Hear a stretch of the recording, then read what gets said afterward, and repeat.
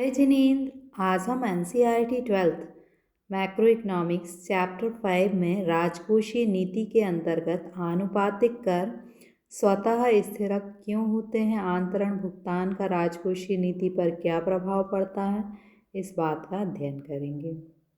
चलिए, तो अब हम ये देखते हैं कि आनुपातिक कर स्वतः स्थिरक क्यों होते हैं। स्वतः स्थिरक का मीन्स है कि यदि अर्थव्यवस्था जो है वो तेजी की ओर जा रही है तो राजकोषीय नीति या आनुपातिक करों के माध्यम से अर्थव्यवस्था को पुनः स्थिर अवस्था में ला दिया जाएगा।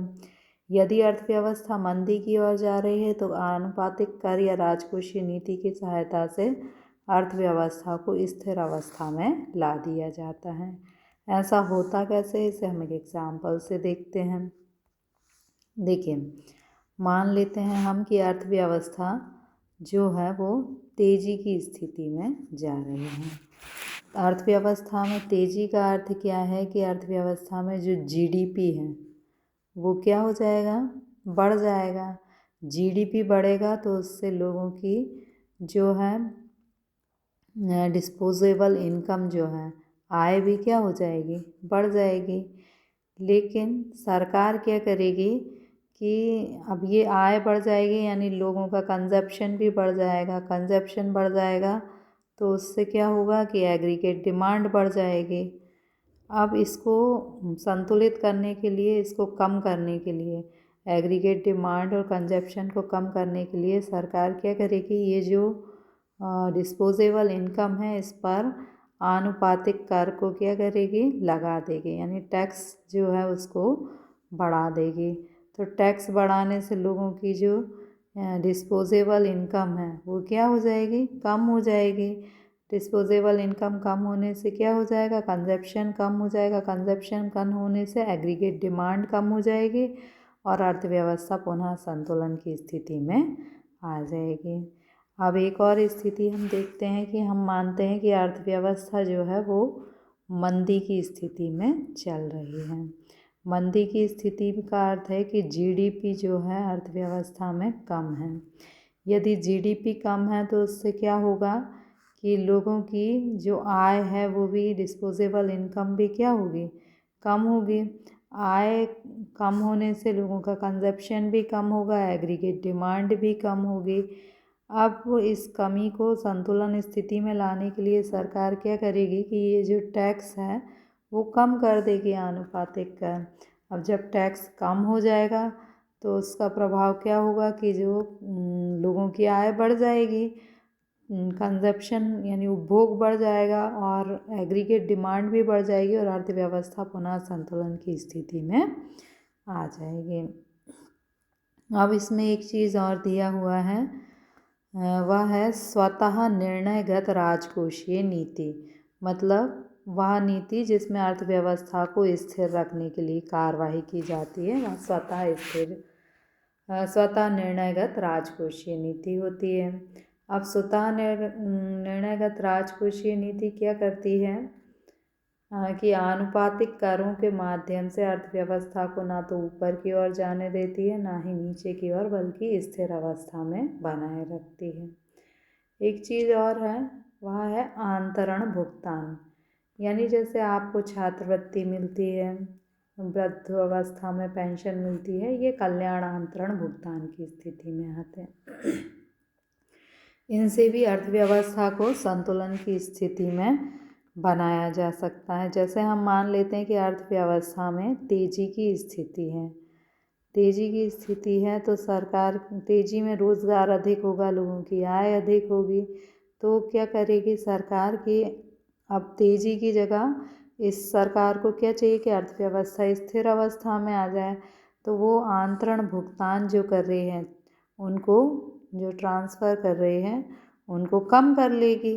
तो लोगों के पास पैसा कम होगा, लोगों के पास पैसा कम होगा तो वे क्या करेंगे, मांग कम करेंगे, एग्रीगेट डिमांड कम हो जाएगी, अर्थव्यवस्था संतुलन की स्थिति में आ जाएगी। यदि हम मान लेते हैं कि अर्थव्यवस्था जो है वो मंदी की स्थिति में चल रही है, मंदी की स्थिति यानी एग्रीगेट डिमांड कम है, लोगों की आय कम है, कंजप्शन कम है, तो अब लोगों की आय को बढ़ाने के लिए सरकार क्या करेगी, ट्रांसफ़र जो कल्याण अंतरण जो है उनको बढ़ा देगी। क्यों बढ़ा देगी कल्याण अंतरण को, कि लोगों की आय बढ़ जाएगी। आय बढ़ने से क्या होगा, उपभोग बढ़ जाएगा। उपभोग बढ़ने से एग्रीगेट डिमांड बढ़ जाएगी और अर्थव्यवस्था पुनः संतुलन की स्थिति में आ जाएगी। अब यहाँ पर एक चीज़ और दी हुई है कि जो निजी क्षेत्र हैं वह भी आभ्यंतरिक स्थिरक होते हैं, मतलब वो भी अर्थव्यवस्था को स्थिर बनाने में सहायता करते हैं। कैसे सहायता करते हैं, जैसे कि लाभांश कंपनी देती है। कंपनी को लाभ अधिक हो या कम हो, वह लाभांश की दर को समान बनाए रखने का प्रयास करती है, जिससे कि जो कंपनी है उसकी साख को खतरा ना हो। यदि कंपनी को लाभ ज़्यादा हो जाता है तो इसकी एक राशि वह क्या करती है, कोष के रूप में रखकर बाकी को लाभांश के रूप में दे देती है। अब यदि कंपनी को लाभ कम होता है तो जो कोष के रूप में रखी गई राशि थी उसको मिलाकर लाभांश की दर को समान बनाए रखा जाता है। यानी कंपनियां अपने लाभांश की दर को समान रखने का प्रयास करती हैं। इसी प्रकार यदि हम निजी क्षेत्र में लोगों को देखें तो वह अपने पूर्व जीवन स्तर को बनाए रखने का प्रयास करते हैं। यदि अल्पकाल में उनकी जो इनकम है वो कम हो जाए तो वो ऋण लेकर क्या करते हैं, पूर्व जीवन स्तर को बनाए रखते हैं। और आय यदि बढ़ जाए तो वो उपभोग को बढ़ाते तो हैं, लेकिन वो क्या करते हैं, कुछ बचत भी करते हैं। यानी वे अपने पूर्व जीवन स्तर में स्थिरता बनाए रखते हैं। फिर है आंतरण, वही जो पेंशन छात्रवृत्ति के रूप में दिया जाता है। अब सरकार क्या करती है कि सार्वजनिक व्यय में वृद्धि ना करके आंतरण में वृद्धि करके अर्थव्यवस्था में संतुलन बनाने का प्रयास करती है। आंतरण यानी आपकी पेंशन छात्रवृत्ति के आदि के रूप में आपको पैसा मिलता है। अब ये सरकार चाहती है कि हम आंतरण में वृद्धि करके क्या करें, निर्गत में वृद्धि हो जाए, उत्पादन में वृद्धि हो जाए।